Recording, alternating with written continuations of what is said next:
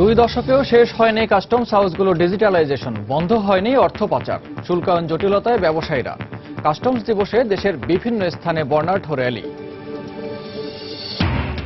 রামপালে বিদ্যুৎ কেন্দ্র নির্মাণ বন্ধ ও সুন্দরবন রক্ষার দাবিতে রাজধানীতে চলছে আধাবেলা হরতাল। পিকেটারদের সঙ্গে পুলিশের সংঘর্ষ, টিয়ারশেল নিক্ষেপ।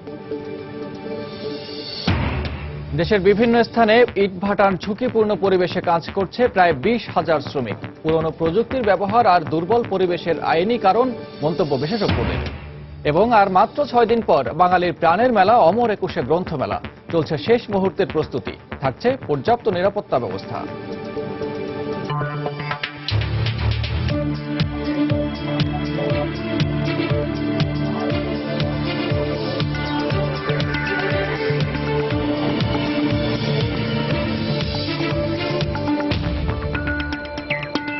দেখছিলেন শিরোনাম। আমন্ত্রণ জানাচ্ছি দেশ ও দেশের বাইরের অর্থ বাণিজ্যের নানা খবর নিয়ে আমাদের নিয়মিত আয়োজন এই সময়ের বাণিজ্য। আর আপনাদের সঙ্গে আছে আমি সানবীর রূপল। শুল্ক ফাঁকি রোধ ও উন্নত সেবা দিতে এনবিআর দেশের কাস্টমস হাউসগুলোকে ডিজিটালাইজেশন করার উদ্যোগ নিলেও দীর্ঘ 2 দশকেও তা শেষ হয়নি। এ কারণে আমদানি রফতানি বাণিজ্যের আড়ালে অর্থ পাচার বন্ধ হয়নি। চরম জনবল সংকট আর পূর্ণাঙ্গ অটোমেশন না হয় শুল্কায়নে বিলম্ব ও জটিলতার কারণে ব্যবসায়ীরা ক্ষতিগ্রস্ত হচ্ছেন। এনবিআর চেয়ারম্যান বলছেন, নতুন কাস্টম আইন বাস্তবায়ন হলে সমস্যা থাকবে না।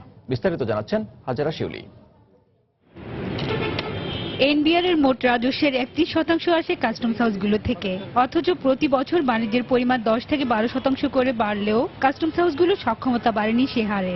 বাণিজ্যকে সহজ করা ও শুল্ক ফাঁকি রোধে 1994 সালে এনবিআর প্রথমে চট্টগ্রাম কাস্টমস হাউস ও পর্যায়ক্রমে অন্যান্য কাস্টমসে অটোমেশনের প্রক্রিয়া শুরু করলেও এখনো তা পুরো বাস্তবায়ন হয়নি। ফলে শুল্কায়নে বিলম্ব ও জটিলতার কারণে একদিকে ব্যবসায়ীরা ক্ষতিগ্রস্ত হচ্ছেন, অন্যদিকে বন্ধ হচ্ছে না বাণিজ্যের আড়ালে অর্থ পাচার। দ্রুত খালাস করাটাই হলো যে কাস্টম হাউসগুলোর বড় চ্যালেঞ্জ। সেক্ষেত্রে কিন্তু কাস্টম হাউসগুলো পিছিয়ে আছে। সেটার প্রধান কারণ হলো দক্ষ জনবলের সংকট। শুল্ক মূল্য নির্ধারণ ক্ষেত্রেও আমাদের যে সমস্ত পদ্ধতি অনুসরণ করা হয় সেটাকে আরো আধুনিক করা দরকার। আর অটোমেশনের ক্ষেত্রে শতভাগ সম্পূর্ণ না করার কারণেই কিন্তু আমাদের প্রত্যেকটা কাজে বিলম্ব হচ্ছে। এখনো কিন্তু আমাদের কস্ট অফ ডুইং বিজনেসে যে চার্টটা হয় আমরা পিছের দিক দিয়ে হয় ফার্স্ট বা second. The customs need to be much more business friendly than they are now. এদিকে কাস্টমস অ্যাক্ট যুগোপযোগী না হওয়ায় পণ্য আমদানি রপ্তানিতেও নানা জটিলতা পোহাতে হচ্ছে ব্যবসায়ীদের। সম্পূর্ণ দেশীয় কাঁচামাল দ্বারা প্রস্তুতকৃত পণ্য যদি বিদেশ রপ্তানির পর কোনো কারণে বিদেশ থেকে ফেরত আসে, একই ধরনের পণ্য কমার্শিয়ালি আমদানির ক্ষেত্রে যত প্রকার ডিউটি সবই এর ক্ষেত্রে প্রযোজ্য হবে। এতে ক্ষতিগ্রস্ত হচ্ছে আমাদের আমদানিকারকরা। তবে অর্থ পাচার ও চোরাচালান রোধে ব্যবস্থা নেওয়া হচ্ছে দাবি করে এনবিআর চেয়ারম্যান বলছেন, নতুন কাস্টমস অ্যাক্ট হলে ব্যবসার খরচ ও হয়রানি কমবে। একটা নতুন কাস্টমস আইনের খসড়া আমরা চূড়ান্ত করেছি। এটা আমরা খুব শিগগিরই মন্ত্রিসভায় নিয়ে যাব। সেটা যখন পাশ হবে তখন ডুইং বিজনেস ইন্ডেক্সে বাংলাদেশের অবস্থান আরো বেড়ে যাবে, কারণ পৃথিবীর বাইরের দেশের যারা বাংলাদেশের সাথে ব্যবসা করবেন তারা আশ্বস্ত হবেন। এছাড়া সব সংস্থাকে একই নেটওয়ার্কের আওতায় আনতে সিঙ্গেল উইন্ডো প্রকল্প বাস্তবায়নের কাজ চলছে বলে জানান এনবিআর চেয়ারম্যান। মূল চাবিকাঠি হচ্ছে আন্তঃসংস্থা। হাজারা শিউলি, সময় সংবাদ, ঢাকা। দেশের বিভিন্ন স্থানে নানা আয়োজনের মধ্য দিয়ে পালিত হচ্ছে আন্তর্জাতিক কাস্টমস দিবস। সকালে অর্থ মন্ত্রণালয়ের অভ্যন্তরীণ সম্পদ বিভাগের উদ্যোগে সারা দেশে বর্ণাঢ্য র্যালির মাধ্যমে দিবসটি উদযাপন শুরু হয়। র্যালিটি রাজস্ব বোর্ড, কাস্টমস, ব্যবসায়ী ও গণ্যমান্য ব্যক্তিবর্গ অংশ নেন। রাজধানী সহ দেশের বিভিন্ন পৌরাঞ্চলে দিবস উপলক্ষে সেমিনারের আয়োজন করা হয়।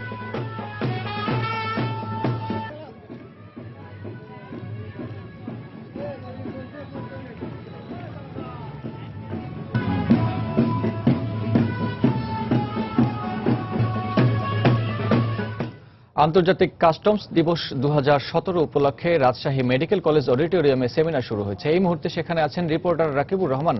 সরাসরি চলে যাচ্ছে তার কাছে। রাকিব।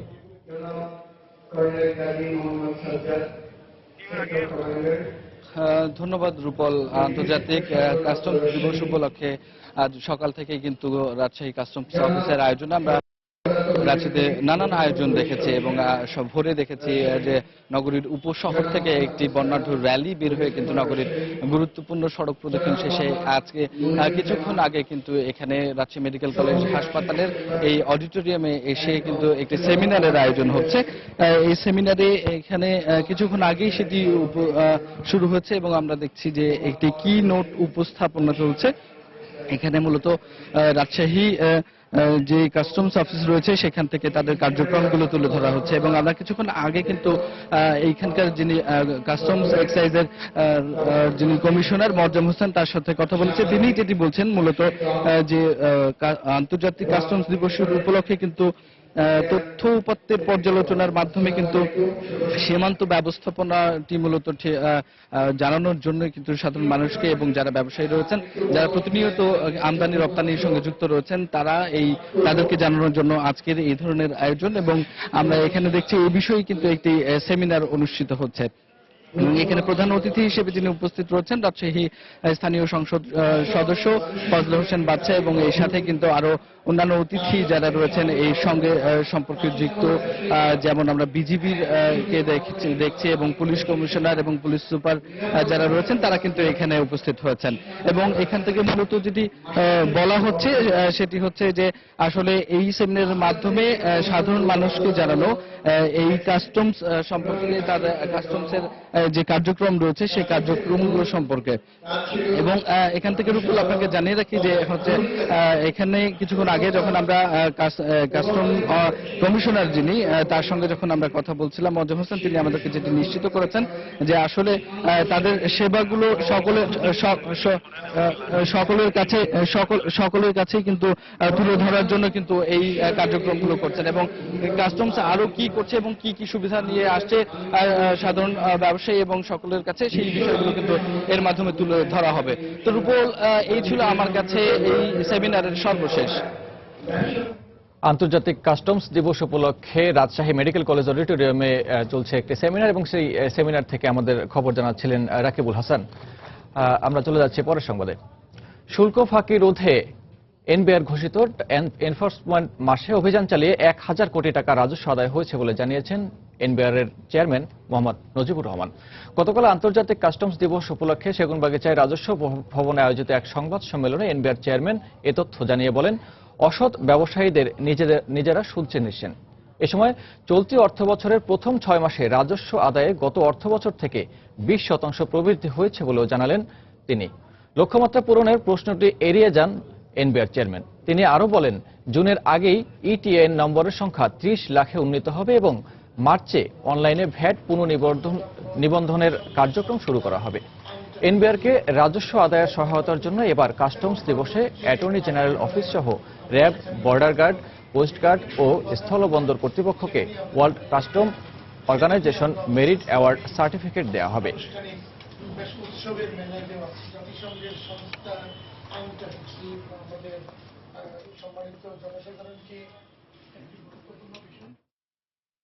দিতে চান না, এই ধরনের অপবাদ কিন্তু আর করা যায় না। বছরের প্রথম দিকে আমরা গড়পড়তা প্রায় 20% মতো আমরা গ্রোথ দেখছি, যেটা অতীতের যে কোনো সময়ের চেয়ে বেশি, এবং তারা শুধরাচ্ছেন। ইতিমধ্যে অনেকেই আমাদের সাথে সাক্ষাৎ করে তাদের ভুল ত্রুটি স্বীকার করেছেন। টাকার অঙ্কেও এটা অর্জন অনেক প্রায় 1000 কোটি টাকার মতো রাজস্ব আহরিত হয়েছে। রামপাল কয়লা ভিত্তিক বিদ্যুৎ কেন্দ্র নির্মাণ বন্ধ করে সুন্দরবন রক্ষার দাবিতে রাজধানীতে চলছে আধাবেলা হরতাল। তেল, গ্যাস, খনিজ সম্পদ ও বিদ্যুৎ বন্দর রক্ষা জাতীয় কমিটি এ হরতালের ডাক দেয়। সকালে পুরনো পল্টনে এলাকায় হরতালের সমর্থনের মিছিল বের করে বাংলাদেশের কমিউনিস্ট পার্টি। এছাড়া ওই এলাকা সহ রাজধানীর অন্যান্য এলাকায় অন্যান্য দিনের মতোই যানবাহন চলতে দেখা গেছে। এদিকে শাহবাগ এলাকায় হরতালের সমর্থনকারীরা রাস্তা বন্ধ করে টায়ার জ্বালিয়ে বিক্ষোভ করলে পুলিশ তাদের সরাতে টিয়ার সেল নিক্ষেপ করে। সার্বিক নিরাপত্তার জন্য রাজধানীর বিভিন্ন পয়েন্টে আইন শৃঙ্খলা রক্ষা বাহিনীর সদস্যরা সতর্ক অবস্থানে রয়েছেন।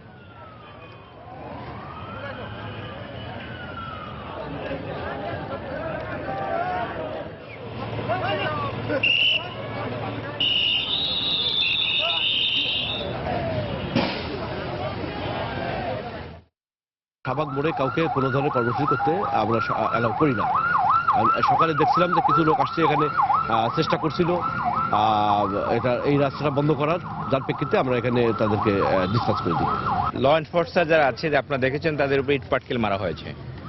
তো যদি পুলিশের উপর ইট পাটকেল মারা হয় সেক্ষেত্রে পুলিশ তার আইনে যা যা করণীয় আছে সেটুকুই করবে।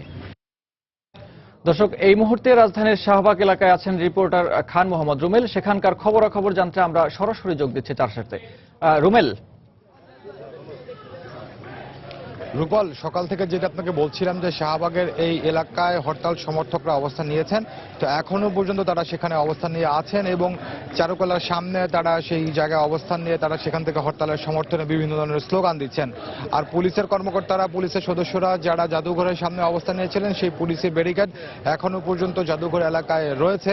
তো এই অবস্থার মধ্যে হরতালের যে কর্মসূচি সেটি এই শাহবাগ এলাকায় পালিত হচ্ছে। তো এখানে একটু জানাতে চাই, সেটি হচ্ছে যে যদিও এখানে অর্থাৎ যে শাহবাগের জাদুঘর থেকে শুরু করে চারুকলা পর্যন্ত পুলিশ এবং হরতাল সমর্থকরা অবস্থান নিয়ে আছেন, কিন্তু শাহবাগের যে সড়কটি রয়েছে সেই সড়কে কিন্তু যানবাহন অন্যান্য দিনের মতোই চলাচল করছে। সেই জায়গাটিতে যানবাহন চলাচলে কোনো ধরনের বিঘ্ন ঘটছে না।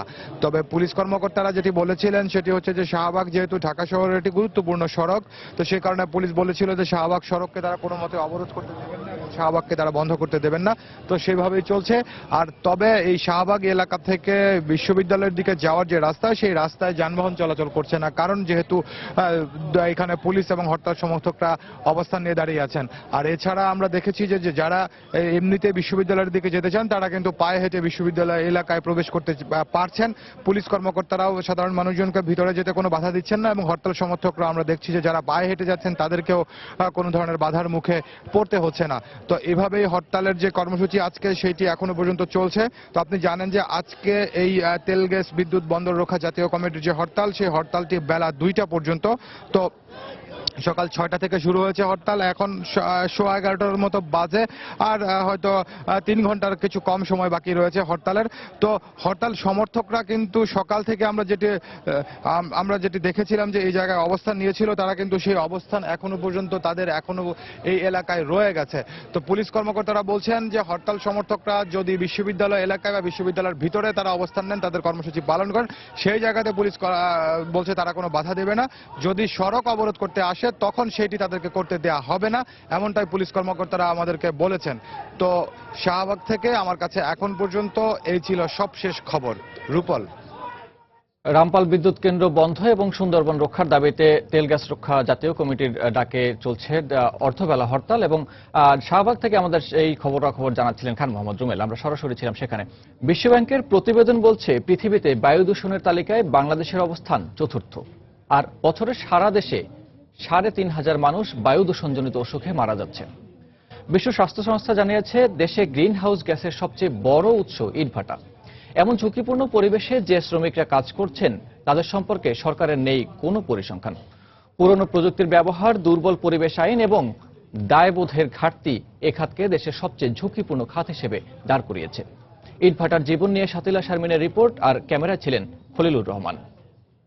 গরিব মানুষ কর্ম করে খাওয়া লাগবে, আমরা মনে করেন যে 5.5-6 মাস কাজ করি, এটা অর্ধেক কাজ করলে পারে, আর অর্ধেক হলে বাড়িতে কাজ কাম কম করলে চলে। এলাকায় মনে করেন একদিন কাজ হয়, 2 দিন হয় না। যেটা লয় এটা কম হলো 1 থেকে 1.5 মণ নিব, এটা পার থেকেও লয়। আর কেউ পড়ালেখা স্যার এই কাজ করে, গরিব দিকে তো করতে। প্রান্তিক অবস্থায় এদেরকে বাধ্য করে এমন কাজে আসতে। প্রতি বছর দেশের 87.5 লাখ হাজার টনের বেশি গ্রিন হাউস গ্যাস নিঃসরণ করছে সনাতন ও উঁচু জিগজ্যাগ পদ্ধতির ইটভাটাগুলো। বিশেষজ্ঞদের মতে নিম্নমানের অতিরিক্ত সালফারযুক্ত কয়লা পোড়ানোর ফলে তৈরি হচ্ছে কার্বন ডাইঅক্সাইড সহ মানবদেহের জন্য মারাত্মক ক্ষতিকর গ্যাস। অর্গুমা করলে নাক গোটা উঠে যায়, বাদে হইলো মনে করেন যদি এলাকে বেজে তা পা পুড়ে যায়। এটা কিন্তু বুঝতে পারি না, সেন্স করতে পারি, তখন হয়তো আমার কষ্ট লাগছে, এরকম একটা বিষয়। কিন্তু ভিতরের তো বিষয়টাকে আমরা ওইভাবে খেয়াল করছি না। শ্রমিকরা মারা যাচ্ছে, তাদের কিন্তু কোনো ডেটাবেস করছে না, কেন যাচ্ছে সেটা কিন্তু বের করার চিন্তাই করছে না, কিন্তু এটা ডেটাবেস থাকা উচিত। প্রতি বছর দেশে 3,500 মানুষ বায়ু দূষণজনিত অসুখে মারা যান, আর প্রায় 2 কোটি ভুগছেন এ সংক্রান্ত স্বাস্থ্য সমস্যায়। 2030 সাল নাগাদ 3.5 কোটি মানুষ দূষণের কারণে ক্ষতিগ্রস্ত হবেন। জলবায়ু পরিবর্তনের কারণে খরা, বন্যা, জলোচ্ছ্বাস সহ নানা ধরনের প্রাকৃতিক দুর্যোগে ক্ষতিগ্রস্ত যেসব এলাকার মানুষ, তারাই আবার জীবিকার সন্ধানে এসে হাজির হন এ ধরনের ইটভাটাগুলোতে। আর নগরের এই ইটভাটাগুলোতে কাজ করতে এসে তারা মুখোমুখি হন নানা ধরনের স্বাস্থ্য সমস্যার। হয়তো বছরের কিছুটা সময় আর্থিক এক ধরনের নিশ্চয়তা পাওয়া যায়, কিন্তু এই ধরনের স্বাস্থ্য সমস্যা বয়ে বেড়াতে হয় পুরো জীবন ধরে। মোস্টলি কার্বন মনোক্সাইড থাকে, যেটাকে আমরা পয়জনাস গ্যাস বলি। সেটা যখন ফুসফুসে যায় এবং ফুসফুসের মাধ্যমে তার রক্তে চলে যায়, যে কোনো সিস্টেমে যে কোনো রকমের রোগের সৃষ্টি হতে পারে। আর পরিবেশবিদদের অভিযোগ, এখন পর্যন্ত এ খাতকে শ্রমিক বান্ধব করার কোনো পরিকল্পনাই নেই সরকারের। ইটভাটা যিনি মালিক তিনিও মনে করেন যে তার এই ইটভাটাটি শ্রম আইনের আওতাভুক্ত নয়। শ্রম অধিদপ্তর কখনো ইটভাটাগুলো পরিদর্শনে যায় না। শ্রম আইনের অধীনে একটা শ্রমিকের যে সমস্ত ন্যূনতম সুবিধা পাওয়ার কথা তার কিছুই ইটভাটার শ্রমিকেরা পায় না। সুদূর ভবিষ্যতে চিন্তা করার ফুসরত নেই খেটে খাওয়া এ মানুষদের। আধুনিক সময়ের সামন্ত দাসের এই জীবনগুলো বরাবরই প্রতীক্ষায় থাকে রাষ্ট্রের বৈষম্য নিরসনের। শাকিলা শারমিন, সময় সংবাদ, ঢাকা। অর্থনৈতিক অঞ্চলে বিনিয়োগ পরিবেশ তৈরিতে সক্ষম হলে বিদেশি বিনিয়োগ বাড়বে বলে মনে করেন বাংলাদেশ অর্থনৈতিক অঞ্চলের বেজার নির্বাহী চেয়ারম্যান পবন চৌধুরী। গতকাল রাজধানীর একটি হোটেলে 7টি বেসরকারি অর্থনৈতিক অঞ্চলে গ্যাস সংযোগ প্রদান উপলক্ষে একটি সমঝোতা চুক্তি স্বাক্ষর অনুষ্ঠানে একথা জানান তিনি। এ সময় তিনি জানান, অর্থনৈতিক অঞ্চলে এডিবি ও ভারতের বিনিয়োগের আগ্রহ প্রকাশ করেছে, তবে এর উন্নয়নে বেসরকারি প্রতিষ্ঠানকেই এগিয়ে আসতে হবে বলে জানান তিনি। অনুষ্ঠানে সরকারের বিভিন্ন বিভাগের ঊর্ধ্বতন কর্মকর্তা ও ব্যবসায়ীরা উপস্থিত ছিলেন।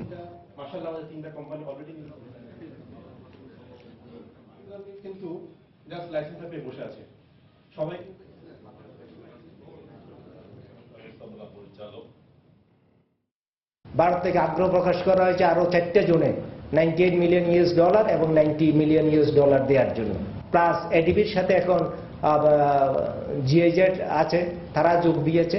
এখানেও আপনার আমাদের প্রাইভেট সেক্টর থেকে মূলত বিনিয়োগগুলো হবে। তবে ক্রমান্বয়ে পরিস্থিতি যত উন্নতি হবে, বিনিয়োগ পরিবেশ যত উন্নত হবে এবং বিনিয়োগ সংস্কৃতি দেশের মধ্যে যত সমৃদ্ধ হবে, তত বেশি ক্রমান্বয়ে ধীরে ধীরে বিদেশি বিনিয়োগ আসবে।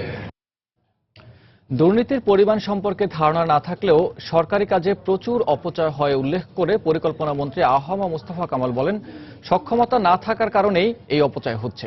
গতকাল আগারগাঁওয়ে এনইসি সম্মেলন কক্ষে টেকসই উন্নয়ন অভিষ্ট লক্ষ্য, এসডিজি ও লক্ষ্যমাত্রা বাস্তবায়ন শীর্ষক আলোচনা অনুষ্ঠানে মন্ত্রী কথা বলেন। এ সময় লক্ষ্যমাত্রা অর্জনে প্রয়োজনীয় প্রস্তুতি গ্রহণ করা হয়েছে এবং দ্রুত কর্মপরিকল্পনা গ্রহণ করে বাস্তবায়নে কাজ শুরু হবে বলেও জানান মন্ত্রী। দেশে কারিগরি শিক্ষা খাতে একটি নীরব বিপ্লব ঘটেছে উল্লেখ করেন পরিকল্পনা মন্ত্রী। 2041 সালের মধ্যে উন্নত রাষ্ট্রে পরিণত হওয়ার যে পরিকল্পনা, সেখানে এসডিজি একটি গুরুত্বপূর্ণ মাইলফলক বলে মনে করেন পরিকল্পনা মন্ত্রী আ.হ.ম মুস্তফা কামাল। দুর্নীতির পরিমাণ কতটা আছে আমি জানি না, অপচয় আমাদের সমাজে আছে, এটা আমি স্বীকার করি। এবং অপচয় যে থাকবে এর কারণটা অত্যন্ত লজিক্যাল, কারণ আমরা শুরু করেছি অনেক বেশি গতি নিয়ে মাত্র গত 7 বছর থেকে। এই দেশে গরিব থাকবে না, এই দেশে অভুক্ত মানুষ থাকবে না। তো সেইটি করতে গেলে আমাদের ইকোনমিতে প্রবৃদ্ধি ব্যতীত সেটা সম্ভব নয়। এই বছর যদি আমরা 7.5 আমরা যেতে পারি, তাহলে আমরা যেটা 8% রেখেছিলাম 2021-এর জন্য, 2020-এর জন্য, আমরা বিশ্বাস করি 2020-এর অনেক আগে আমরা 8%-এ যেতে পারবো। রাজধানীর শেরে বাংলা নগরে আয়োজিত মাসব্যাপী ঢাকা আন্তর্জাতিক বাণিজ্য মেলার 26তম দিন আজ। আর এই মুহূর্তে মেলা প্রাঙ্গণে আছেন সহকর্মী সাজিদ রাজু। সরাসরি চলে যাচ্ছে তার কাছে। সাজিদ। হ্যাঁ রুপল, ঢাকা আন্তর্জাতিক বাণিজ্য মেলার আপনি জানেন যে একদমই শেষ সপ্তাহে পৌঁছে গেছে। এই সাধারণত যারা দর্শনার্থী এবং ক্রেতা সাধারণ যারা আছেন, ধারণা এমনটি করা হয় যে ঢাকা আন্তর্জাতিক বাণিজ্য মেলার একদম শেষ সপ্তাহে নানান রকম পণ্য এবং স্টলের যে স্টলগুলোতে বিভিন্ন রকমের যে পণ্যের সমাহার, সেই পণ্যে বিক্রেতারা এবং স্টলের মালিক যারা আছেন তারা সাধারণত বলা হয়ে থাকে যে খুব ছাড়ের একটি ব্যাপার একদম শেষ সপ্তাহে এসে সাধারণ মানুষ পেয়ে থাকেন। সেই ধারণা থেকে আমরা কয়েকদিন ধরে দেখতে পাচ্ছি যে একদম শেষ সপ্তাহে ঢাকা আন্তর্জাতিক বাণিজ্য মেলা যখন পৌঁছে গেছে তখন সাধারণ মানুষ এবং ক্রেতা দর্শনার্থী যারা আছেন তাদের ভিড় কিন্তু সকাল থেকেই বেশ লক্ষণীয়। মেলার শুরুর দিকে যেমন ছিল যে বিকেল বেলা এবং ছুটির দিনগুলোতে মানুষের ভিড় সাধারণত বেশি থাকতো, কিন্তু এই শেষ সপ্তাহে এসে এখন কিন্তু সকাল থেকে বিকেল থেকে রাত সব সময় কিন্তু প্রত্যেকটি স্টল এবং প্যাভিলিয়নে দর্শনার্থীদের সেই উপচে পড়া ভিড় কিন্তু লক্ষ্য করা যাচ্ছে। আমরা যেমন দেখতে পাচ্ছি যে দেশি এবং বিদেশি স্টল এবং প্যাভিলিয়নগুলোতে যেসব পণ্যের প্রদর্শনী করা হচ্ছে সেই পণ্যগুলো আগত দর্শনার্থীরা তারা খুব আগ্রহ করে দেখছেন এবং দাম দর নিয়ে তাদের মধ্যে কথা চালাচালি হচ্ছে। সেই সঙ্গে যারা পছন্দের যে পণ্য সেগুলো পছন্দ মতো তারা নিয়েও যাচ্ছেন অনেক ক্ষেত্রে। বিক্রেতাদের সঙ্গে কথা বলে আমরা যেমনটি জেনেছি সেটি হচ্ছে যে তারা তাদের প্রত্যাশা অনুযায়ী মেলার সারা মাস তারা পার করেছেন, সেটি যেমন ঠিক, আবার তারা বলছেন যে ঠিক আগের মেলার প্রথম দিকের মতো ভিড় বাট্টা প্রথম দিকে খুব একটা না থাকার কারণে তারাও আশা করে থাকেন যে শেষ 15 দিনে বা শেষ সপ্তাহে এসে তাদের যে কাঙ্ক্ষিত লক্ষ্যমাত্রা সেই লক্ষ্যমাত্রা তারা পূরণ করতে পারবেন, সেই আশাবাদ নিয়ে কিন্তু তারা রয়েছেন এবং ভিড় সামাল দিতে তারা ব্যস্ত সময় পার করছেন। তারা বলছেন যে এখন পর্যন্ত দর্শনার্থীর যে সাড়া সেটি বেশ আশাব্যঞ্জক এবং আগামী যে কয়েকদিন মেলার বাকি আছে সেই কয়েকদিনে তাদের যে সাধারণত তাদের যে পণ্যগুলো মানুষের কাছে পৌঁছে দেয়া বা পণ্য সম্পর্কে মানুষের মধ্যে যে ধারণা দেয়া সেই কাজটি তারা সফলভাবেই করতে পারবেন সেই কথাটি বলছেন। একই সঙ্গে বিদেশে আপনি জানেন যে বাংলাদেশে যেসব পণ্য এই আন্তর্জাতিক বাণিজ্য মেলায় আনা হয় সেগুলো সাধারণত দেশের বাইরে রপ্তানি করার জন্য একটি লক্ষ্যমাত্রা তাদের থাকে। তারা আশা করছেন যে দেশি এবং বিদেশি যে দর্শনার্থী আছে তাদের কাছেও সেই রপ্তানি লক্ষ্যমাত্রাও তারা পূরণ করতে পারবেন, এই কথাটি আমাদেরকে বলছেন। তো রুবল, এই ছিল ঢাকা আন্তর্জাতিক বাণিজ্য মেলার সকালবেলার সবশেষ খবর। চলছে ঢাকা আন্তর্জাতিক বাণিজ্য মেলার মাসব্যাপী আয়োজন এবং 26তম দিন কিন্তু আজ, আর মাত্র কয়েকটা দিন বাকি আছে ঢাকা আন্তর্জাতিক বাণিজ্য মেলা শেষ হতে। আর সেখান থেকে খবর জানাচ্ছিলেন সাজিদ রাজু, আমরা সরাসরি ছিলাম সেখানে। আর কয়েকটা দিন পরেই শুরু হচ্ছে বাঙালির প্রাণের মেলা অমর একুশে গ্রন্থমেলা, তাই শেষ মুহূর্তের প্রস্তুতি চলছে বেশ জোরে সোরেই। মেলাকে আকর্ষণীয় করতে প্রধান গেটগুলোকে বিশেষ গুরুত্ব দিয়ে তৈরি করার কথা জানিয়েছে বাংলা একাডেমি। আর সেই সাথে এবারই প্রথমবারের মতো 4 দিনব্যাপী আন্তর্জাতিক সাহিত্য সম্মেলন অনুষ্ঠিত হবে। এছাড়া মেলার নিরাপত্তায় পর্যাপ্ত আইনশৃঙ্খলা রক্ষা বাহিনীর সদস্য মোতায়েনের পাশাপাশি ওয়াচ টাওয়ার ও সিসি ক্যামেরা স্থাপন করা হচ্ছে বলে জানিয়েছেন কর্তৃপক্ষ। বিস্তারিত ফেরদৌস লিপির রিপোর্টে। বাংলা একাডেমি ও সোহরাওয়ার্দী উদ্যানে করাতে কাঠচেরা শব্দ কিংবা হাতুড়ির ঠোকাঠুকি জানান দিচ্ছে অমর একুশে বইমেলা আর বেশি দূরে নয়। আর কয়েকদিন বাদেই বাঙালির প্রাণের মেলার উদ্বোধন, তাই তো এই দুই প্রাঙ্গণ জুড়ে চলছে অবকাঠামো নির্মাণের কর্মযজ্ঞ। আবেগ, উচ্ছ্বাস আর ভালোবাসার বইমেলা সাজাতে ব্যস্ত মেলা সংশ্লিষ্টরা। প্রতিদিন সকাল থেকে মধ্যরাত পর্যন্ত চলে এই নির্মাণ কাজ করছেন শতাধিক শ্রমিক। 10টা স্টলের কাজ করতেছি, এই পর্যায়ে ভালো মনে করেন কাজ করে যাইতেছি, কাজ ভালো হইতেছে। পার্টি বলতেছে যে কাজ আমাকে 2 দিনের ভিতরে ক্লিয়ার করে দেন। রাস্তার সোলিং কাজ করতেছি 20 জনে, 1 তারিখের মধ্যে শেষ হয়ে যাবে। কাঠের ফ্রেমগুলি আর কি মোটামুটি হয়েছে, 3 দিনের ভিতরে আর কি অল কমপ্লিট হয়ে যাবে। এবার প্রায় 400 প্রতিষ্ঠানকে 650 স্টল বরাদ্দ দেওয়া হয়েছে। প্রতিদিনই স্টল বুঝে নিচ্ছেন প্রকাশকরা। মেলায় শৃঙ্খলা বজায় রাখার তাগিদ দিলেন তারা। সবসময় চাই যে মেলাটা একটা সুন্দর গোছানো একটা আয়োজন হোক। তো আমরা মনে করি যে পুরা মেলা জুড়ে একটা নিরাপত্তা বেষ্টনী থাকবে। কাজ চলছে খুব দ্রুত গতিতে, প্রুফ রিডিং চলছে, সম্পাদনা চলছে, বই প্রিন্টিং চলছে, বাইন্ডিং চলছে। মেলার সার্বিক নিরাপত্তায় বিশেষ ব্যবস্থা নেওয়া হয়েছে বলে জানিয়েছেন মেলা কমিটির সদস্য সচিব। ইতিমধ্যে আমরা নিরাপত্তা বাহিনীর বিভিন্ন বাহিনীর সাথে কথা বলেছি, কাজ করছে, তারা কাজ শুরু করেছেন। দেখেছেন ইতিমধ্যে যে টাওয়ারগুলো নির্মাণ স্থাপিত হয়েছে। এবার যেটা হচ্ছে আন্তর্জাতিক সাহিত্য সম্মেলন হচ্ছে, বেশ কয়েকটি দেশের প্রতিনিধিরা আসবেন এবং 4 দিন সেটা চলবে, বিভিন্ন সেশন হবে। আগামী 1 ফেব্রুয়ারি প্রধানমন্ত্রী শেখ হাসিনা আনুষ্ঠানিকভাবে এই বইমেলার উদ্বোধন করবেন। বাঙালির আরেক অস্তিত্বের নাম অমর একুশে বইমেলা। নানা চড়াই উচ্চাইয়ের মধ্য দিয়ে এবারও বইমেলার জন্য প্রস্তুতি নিতে শুরু করেছেন লেখক, প্রকাশক ও বই অনুরাগীরা। নানা বাধা বিপত্তি পেরিয়ে প্রাণের এই মেলা নির্বিঘ্ন ও নিরাপদ হবে এমন প্রত্যাশা সবার। ফেরদৌস লিপি, সময় সংবাদ, ঢাকা।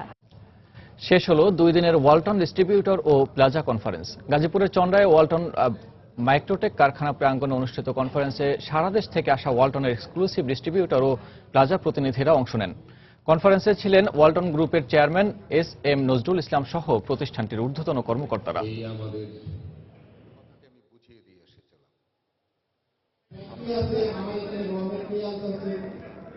দেশের বাইরের অর্থ বাণিজ্যের খবর। মার্কিন প্রেসিডেন্ট ডোনাল্ড ট্রাম্পের ক্ষমতা গ্রহণের প্রভাব বিশ্বের রাজনীতির সাথে সাথে অর্থনীতিতেও পড়েছে। তার সম্ভাব্য শুল্ক নীতি মুক্ত বাণিজ্যের সুযোগ সংকুচিত করবে এমন আশঙ্কা আলোচিত হচ্ছে বিশ্বব্যাপী, যার ফলে বিশ্বের বিভিন্ন দেশে পুঁজিবাজারের সূচকের পতন লক্ষ্য করা যাচ্ছে। কমেছে ডলারের বিনিময় মূল্য। যুক্তরাষ্ট্রের প্রেসিডেন্ট হিসেবে সদ্য শপথ নেয়া বহুল আলোচিত সমালোচিত ডোনাল্ড ট্রাম্প নভেম্বরের নির্বাচনের পর থেকেই কখনো যুক্তরাষ্ট্রের বড় বাণিজ্যিক অংশীদারদের হুমকি দিচ্ছেন শুল্ক আরোপের, কখনো বলছেন মার্কিন স্বার্থ ছাড়া অন্য কিছুই ভাবা হবে না দ্বিপাক্ষিক সম্পর্কে। তাই মার্কিন মুলুকে যখন ক্ষমতার এ পালাবদল ঘটে, তখন সুইজারল্যান্ডের দাভোসে বিশ্বের প্রভাবশালী ব্যবসায়ী ও রাজনৈতিক নেতাদের বিশ্ব অর্থনৈতিক ফোরামের বার্ষিক সভা শেষ হয় অনিশ্চয়তা ও শঙ্কা নিয়ে। এই শঙ্কা দীর্ঘমেয়াদী বিনিয়োগকে ক্ষতিগ্রস্ত করবে এবং নতুন বিনিয়োগের ক্ষেত্রেও বাধা হয়ে দাঁড়াবে বলে মত অর্থনৈতিক বিশেষজ্ঞদের। বিশ্বায়নের যুগে ট্রাম্পের অস্পষ্ট বাণিজ্য নীতি চিন্তায় ফেলেছে চীন, জাপান, রাশিয়ার মতো বড় অর্থনীতির দেশগুলোকেও। ট্রাম্পের ক্ষমতা গ্রহণের প্রভাব এরই মধ্যে পড়তে শুরু করেছে বিশ্বের বিভিন্ন দেশের পুঁজিবাজারগুলোতে। জাপানের নিক্কেই 1.1% আর অস্ট্রেলিয়ার শেয়ার বাজারে 0.8% পতন ঘটেছে। নেতিবাচক প্রভাব এড়াতে পারেনি জার্মান যুক্তরাজ্য, মার্কিন পুঁজিবাজারও। ট্রাম্পের নির্বাচনী প্রচারণা ও তার শাসন ব্যবস্থার মধ্যে মিল কোনো অঘটন নয়। আমরা তার ভাষণে সুচতুর কূটনৈতিক কৌশলের অভাব দেখতে পাই। তিনি ভবিষ্যতে কি কি পদক্ষেপ নেবেন, কেমন হবে বিশ্ব ক্ষমতার নীতি, সেসব প্রশ্নই এখন পুঁজিবাজারকে নাড়া দিচ্ছে। আমরা এখন পর্যন্ত তা সামান্যই জানি। আশা করি তার পেশাদার ও অভিজ্ঞ সহযোগীরা তাকে সঠিক পথই দেখাবেন।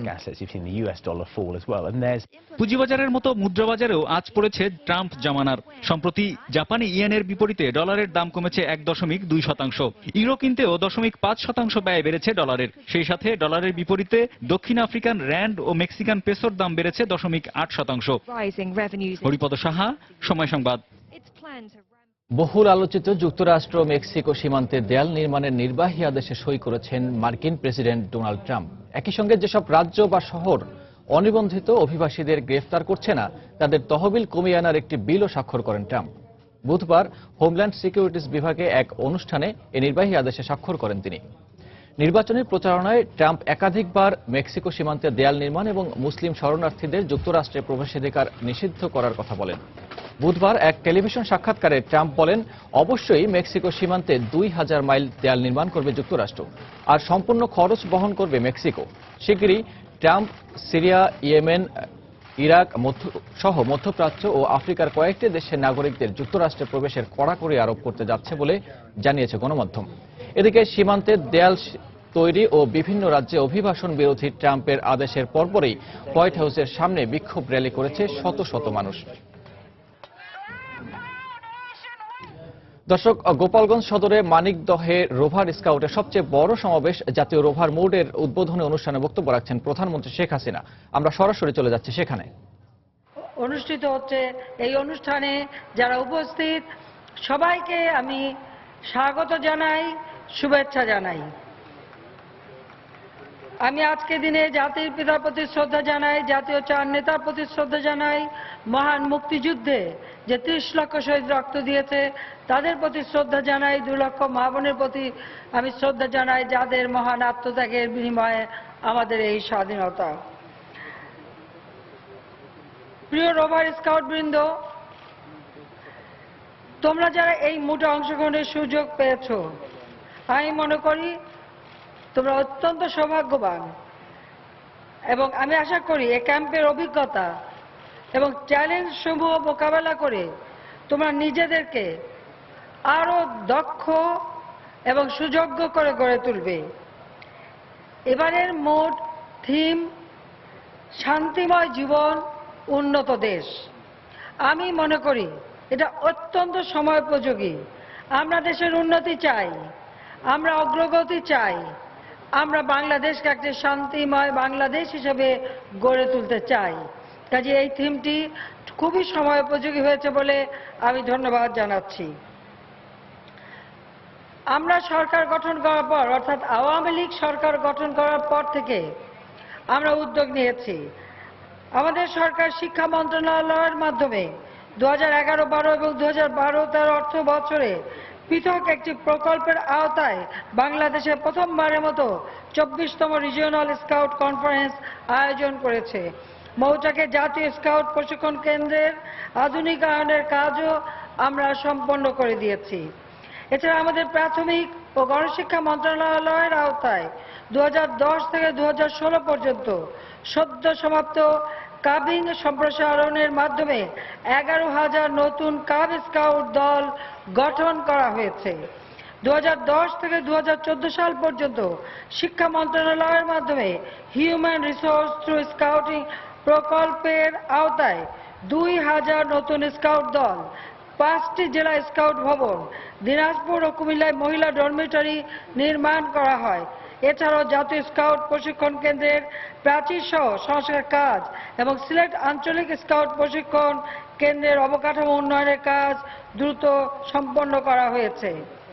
রোভার স্কাউট বৃন্দ, বাংলাদেশের স্কাউট আন্দোলনকে জোরদার করতে আমাদের সরকার ইতিমধ্যে বাংলাদেশ স্কাউটিং সম্প্রসারণ ও স্কাউট শতাব্দী ভবন নির্মাণ শীর্ষক একটি নতুন প্রকল্প অনুমোদন করেছে।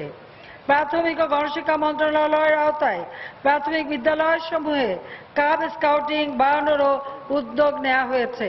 কারণ আমি চাই প্রতিটি স্কুলেই, সেটা প্রাথমিক থেকে মাধ্যমিক পর্যন্ত, প্রতিটি স্কুলেই আমাদের এই স্কাউটিং বা কাব স্কাউটিং এই উদ্যোগটা থাকবে। আমরা মৌচাকে জাতীয় স্কাউট প্রশিক্ষণ কেন্দ্রের স্থান সংকুলন সমস্যা নিরসনের জন্য 95 একর বনভূমি স্কাউটদের ব্যবহারের অনুমতি দিয়েছি। তবে সেখানে কোনো গাছ কাটা যাবে না, গাছের ক্ষতি করা যাবে না, আর একটি গাছ কাটলে তার পরিবর্তে আরো 3টি গাছ লাগাতে হবে, এটাই হচ্ছে শর্ত। কিন্তু সেখানে ব্যবহার করতে পারবে আমাদের স্কাউটরা, এবং আমি বিশ্বাস করি এই বনভূমি যথাযথভাবে সংরক্ষণ করেই স্কাউটরা ব্যবহার করতে পারবে, সে শিক্ষা তাদের আছে। আমরা স্কাউট প্রশিক্ষণ কেন্দ্র ক্যাম্প সাইট স্থাপনের লক্ষ্যে চট্টগ্রাম, পঞ্চগড়, সিরাজগঞ্জ, বগুড়া, মানিকগঞ্জে জমি বরাদ্দ করেছি। প্রাকৃতিক দুর্যোগ, ঘূর্ণিঝড়, বন্যা, অগ্নি দুর্ঘটনা, শীতার্ত মানুষের সেবায় তোমরা কাজ করে যাচ্ছ। আমি জেনে আনন্দিত, বাংলাদেশ স্কাউটস দুর্যোগে সেবাদানের লক্ষ্যে স্কাউটদের জন্য প্রশিক্ষণ কর্মসূচি সম্প্রসারিত করা হয়েছে। পরিবেশের ভারসাম্য রক্ষায় অধিকারে বৃক্ষরোপণের লক্ষ্যে স্কাউটদের আরো বেশি করে সম্পৃক্ত করার জন্য আমি অনুরোধ জানাচ্ছি।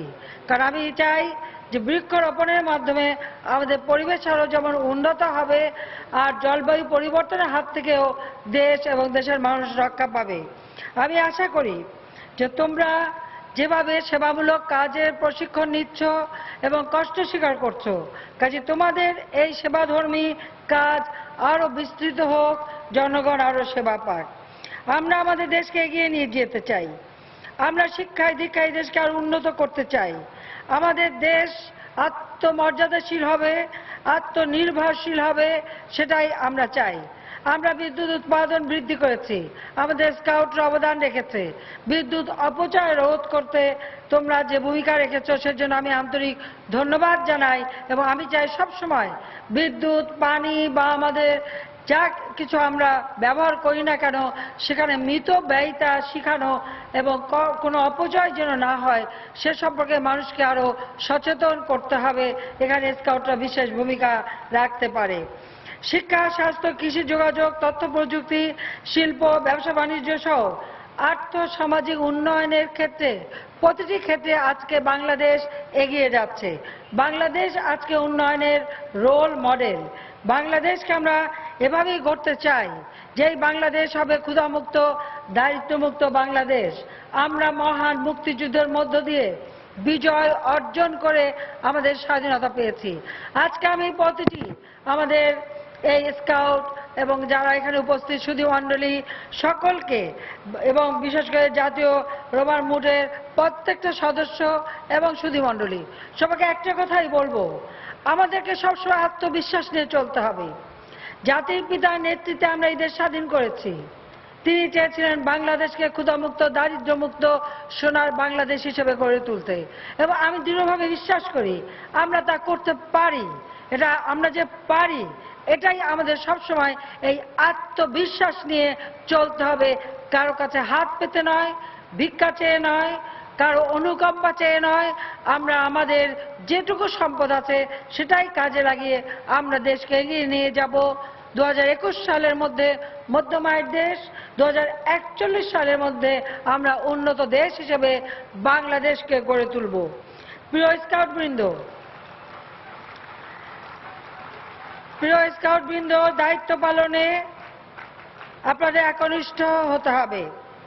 সৎ, দৃঢ় এবং দেশত্ববোধে উজ্জীবিত হয়ে সুনাগরিক তৈরি করতে হবে। যারা নেতৃত্বে রয়েছেন, স্কাউট নেতৃত্বের প্রতি আমি আহ্বান জানাচ্ছি যে আজকে যারা আপনারা নেতৃত্বে আছেন তারা শিক্ষা দেবেন আমাদের স্কাউটদের, যে তারা যেন সততার সাথে চলে, দৃঢ়তার সাথে চলতে পারে, আত্মবিশ্বাসী হয়, আত্মমর্যাদাশীল হয়, কারণ সততাই হচ্ছে শক্তি। এ কথাটা মনে রাখতে হবে। আমাদের দেশের এই ছোট্ট কোমলমতি শিশুরা একদিন সুনাগরিক হয়ে গড়ে উঠবে। আজকে যারা ছোট, আগামীতে তারাই তো হবে দেশের কর্ণধার।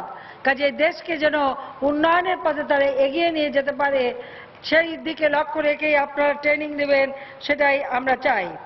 আমাদের আগামী প্রজন্মকে স্কাউটিংয়ের মাধ্যমে দক্ষ মানব সম্পদে পরিণত করতে বাংলাদেশ স্কাউটসকে সার্বিক সহায়তা দানে আমাদের সরকার সব রকম যে কোনো পদক্ষেপ প্রয়োজন সেটাই আমরা গ্রহণ করব। সব ধরনের কার্যকর ও টেকসই পদক্ষেপ নিতে আমরা সদা প্রস্তুত। আমাদের সরকার সব সেটা মনে করে যে আমরা এই দেশের প্রতিটি নাগরিককেই সুনাগরিক হিসেবে গড়ে তুলব। বাংলাদেশ স্কাউটসের সদস্য সংখ্যা বর্তমানে 15 লাখ। আমি জেনেছি বাংলাদেশ স্কাউটস 2021 সালে 11 লাখ স্কাউটস তৈরির লক্ষ্যমাত্রা নির্ধারণ করেছে। স্কাউটিংয়ের গুণগত মান অক্ষুণ্ণ রেখে এর সংখ্যা আরও বৃদ্ধি করার উদ্যোগ নেওয়ার জন্য আমি স্কাউট নেতৃবৃন্দের প্রতি আহ্বান জানাই, কারণ আমাদের 16 কোটি মানুষের দেশ, আমাদের স্কাউটের সংখ্যা আরও বৃদ্ধি করতে হবে। প্রত্যেক শিক্ষা প্রতিষ্ঠানে অন্তত 2টি করে কাব স্কাউট দল ও 2টি স্কাউট দল ও 2টি রোভার স্কাউট দল চালু করতে হবে। ছেলেদের পাশাপাশি স্কাউটিং কার্যক্রমে মেয়েদের অংশগ্রহণ আরও বৃদ্ধি করার লক্ষ্যে মেয়েদের সকল শিক্ষা প্রতিষ্ঠানে, সহশিক্ষা প্রতিষ্ঠানে মানসম্মত গার্ল ইন স্কাউটিং ইউনিট চালু করতে হবে। এর জন্য প্রাথমিক ও গণশিক্ষা মন্ত্রণালয়, শিক্ষা মন্ত্রণালয় সংশ্লিষ্ট সকলকে সমন্বিতভাবে বাংলাদেশ স্কাউটসকে সহযোগিতা করবার আহ্বান জানাচ্ছি। আমি আশা করি তারা এই সহযোগিতা করবেন। প্রিয় রোভার স্কাউট বৃন্দ, তোমরা জাতির ভবিষ্যৎ। দেশের নেতৃত্ব দানের জন্য তোমাদের বিশ্বের সাথে তাল মিলিয়ে দীপ্ত পায়ে সামনে এগিয়ে যেতে হবে, আর সেভাবেই নিজেদেরকে গড়ে তুলতে হবে। জাতির পিতা চেয়েছিলেন ক্ষুধা দারিদ্র্যমুক্ত বাংলাদেশ গড়ে তুলতে। ইনশাআল্লাহ আমরা তা পারবো। আর তোমরাই হবে জাতির পিতা সোনার বাংলা গড়ার যে সোনার ছেলে মেয়ে চেয়েছিলেন, তোমরাই হবে সেই সোনার সন্তান, সোনার ছেলে, যারা এই বাংলাদেশকে সোনার বাংলাদেশ হিসেবে গড়ে তুলবে। আমি আবারও ধন্যবাদ জানাই এবং আমি আনন্দিত এই গোপালগঞ্জে তোমরা এসেছো। আমি মনে করি গোপালগঞ্জের মাটি ধন্য হয়েছে, এই মাটিতেই জাতির পিতার জন্ম, এই মাটিতেই তিনি ঘুমিয়ে আছেন। গোপালগঞ্জ সদরে মানিকদহে রোভার স্কাউটদের সবচেয়ে বড় সমাবেশ জাতীয় রোভার মোডের উদ্বোধনী অনুষ্ঠানে বক্তব্য রাখছেন প্রধানমন্ত্রী শেখ হাসিনা। আমরা সরাসরি ছিলাম সেখানে। আবারও জানিয়ে দিচ্ছি এই সময়ের বাণিজ্যের শিরোনাম। 2 দশকে শেষ হয়নি কাস্টমস হাউসগুলোর ডিজিটালাইজেশন, বন্ধ হয়নি অর্থ পাচার, শুল্কায়ন জটিলতায় ব্যবসায়ীরা। কাস্টমস দিবসে দেশের বিভিন্ন স্থানে বর্ণাঢ্য র্যালি। রামপালে বিদ্যুৎ কেন্দ্র নির্মাণ বন্ধ ও সুন্দরবন রক্ষার দাবিতে রাজধানীতে চলছে আধাবেলা হরতাল। হরতালকারী সমর্থকদের মধ্যে পুলিশের সংঘর্ষ, টিয়ারশেল নিক্ষেপ। দেশের বিভিন্ন স্থানে ইটভাটায় ঝুঁকিপূর্ণ পরিবেশে কাজ করছে 20,000 শ্রমিক। পুরনো প্রযুক্তির ব্যবহার আর দুর্বল পরিবেশ আইনি কারণ, মন্তব্য বিশেষজ্ঞদের। এবং আর মাত্র 6 দিন পর বাঙালির প্রাণীর মেলা অমর একুশে গ্রন্থমেলা। চলছে শেষ মুহূর্তের প্রস্তুতি, থাকছে পর্যাপ্ত নিরাপত্তা ব্যবস্থা। এই ছিল এই সময়ের বাণিজ্যে। যে কোনো খবর পেতে ভিজিট করুন সময়নিউজ.tv আর সঙ্গে থাকুন সময়ের।